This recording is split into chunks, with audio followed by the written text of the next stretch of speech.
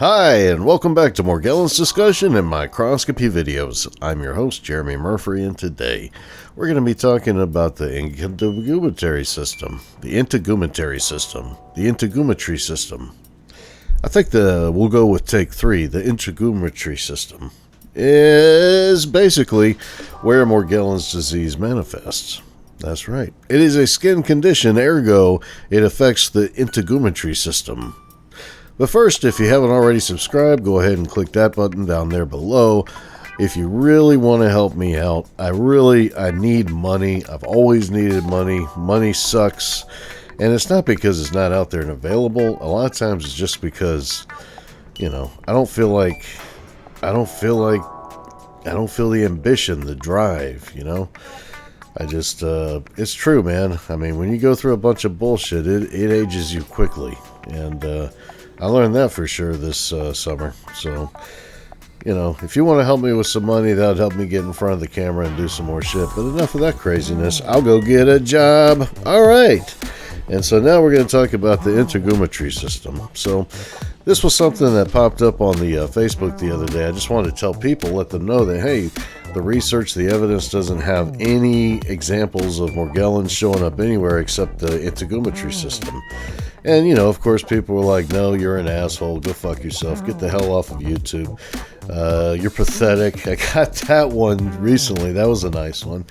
I've gotten you're a loser, but, who cares about all that craziness? What's really important is that Morgellons is something that is simple to understand. And all I'm trying to do is help people understand that it occurs in the integumentary system. And the integumentary system is comprised of your skin, hair, nails, and teeth. Now, there haven't been any examples that have been legitimately accepted as potentially valid, which demonstrate Morgellons occurring in the teeth.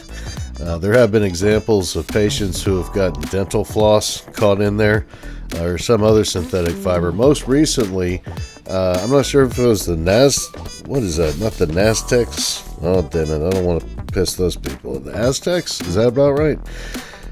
Down there, the ancient people, the Mayans. Yeah, okay, the Mayans. They got the Mayans with the teeth. They found their teeth in the caves or something. I didn't read the study. I just saw the headline the other day, but I was fascinated about it because apparently they found the Mayan people, fossils, the teeth, and they had blue fibers in them, and they were perplexed by these blue fibers. They don't know what it means, but they thought potentially what it meant was it was fibers, textile from the gags where they were bound before the official human sacrifice.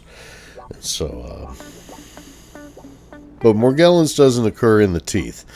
I think it's not likely that Morgellons would ever manifest inside the oral cavity because typically it doesn't have hair follicles in there.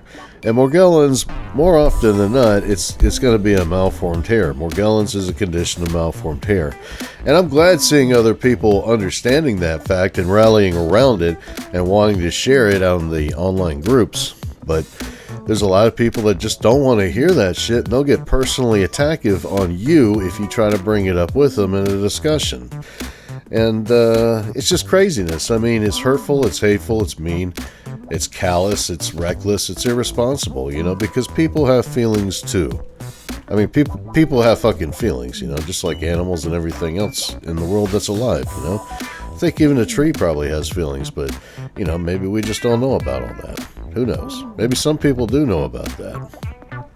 Yeah, but anyways, the integumentary system is the only place where Morgellons is going to occur that we have evidence that it has occurred there. And that makes sense because that's the only place in your body where you would have a hair follicle. I've heard people say that they piss out the Morgellons fibers, they've got Morgellons fibers in their brains. I don't think any of that's factual. I think that's just maybe a misunderstanding and overvalued idea of what they think is possibly going on with them, but I don't think anybody's ever captured any objective evidence which can demonstrate that as occurring. So, the other day I was driving around the car, and I think I called it the integumentary system or the integumentary system, but it's the integumentary system. And that's the only place where Morgellons is going to occur, is in the skin, because Morgellons is a condition of malformed hairs. It used to be thought that the keratinocytes could actually protect the body from bacteria. You know, like it's, but it's not going to protect the body from the bacteria if that bacteria is drilling into the keratinocytes to inhabit. And that's exactly what Borrelia bacteria does. And treponemes too.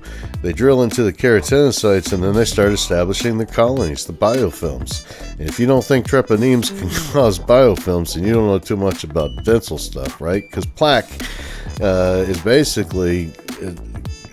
I'm going to include a link in the description below about these great microscopic videos where they're showing these oral biofilms that are adhered to your teeth and what all kind of variety of organisms create them. And I mean, we're talking about spirochetes, amoebas, all sorts of weird looking free-floating weirdness, but it's all up in there because biofilms generally they have between 6 to 8 different species of bacteria that inhabit them. Viruses can live in there and fungus too, but when it comes to Morgellons is a skin condition. So while those biofilms can impact every organ in your body, the heart, the brain, and the kidneys, the livers, and all that stuff, Morgellons is only ever going to develop in light of that bacteria in the skin. Morgellons is a skin condition that's associated with Borrelia bacteria. And the skin is the integumentary system. So I think it's important that patients understand when they're talking with their physicians about this condition, and their physician isn't necessarily a Lyme disease specialist, that they make sure to say, hey, the research says that these fuzzy sores that I'm getting is probably associated with a Borrelia bacteria. And it's not contagious, and it only occurs in the skin. And I think that would help the physician to be able to go, okay, this is tangible. We can actually do something with this craziness and maybe remediate the patient to a point of functionality within society as normal. And that's tough to do when you get old and everything's busting you down and you ain't got no money.